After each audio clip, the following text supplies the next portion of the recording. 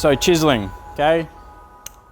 There is a right way and there is definitely a wrong way. It's important that you understand the best way to use it, otherwise you can cause pretty big damage to your project fairly quickly, okay? Quite quickly, I'll just run over it. There's a cutting blade here, okay? Don't run your finger along it, okay? It's very sharp, especially if we've just cleaned them up, all right?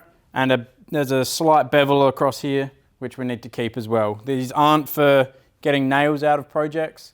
It's quite simply only for taking very small amounts off at a time. So if I'm working on this piece here, all right, to start with, I might need to take a fair chunk off. So quite quickly, all we're gonna do, I use my finger here to get the height.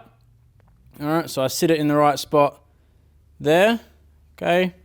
And then using the mallet, I hold down here, not on the handle, okay? Using the mallet, you just start tapping through. The reason I hold it here is because that gives me the adjustment that way, whereas here it's a bit harder. Up nice and close, I can see the adjustment happen a lot quicker.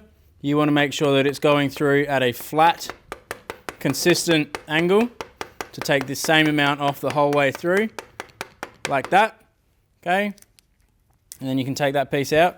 Now, if you're only trying to take a small amount off, you're going to do the same thing with your finger, sit it in the right spot, and then this time all we're going to do, okay, we're just going to push through like that until we are happy with the end result, which let's say is right there, okay? You've got all these little bits of swarf on the inside, okay?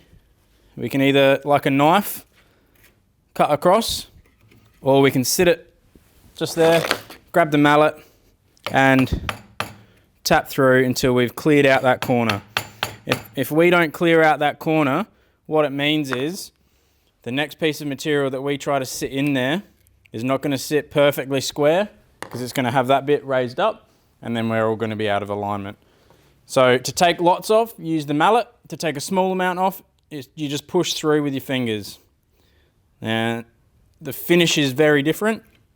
So as you push through with your fingers, it's a much, much smoother finish, okay, than if you use the mallet. The mallet leaves it quite rough. So start with the mallet, work through with just pushing. Okay, push down and in, and then everything's smoothed out perfectly.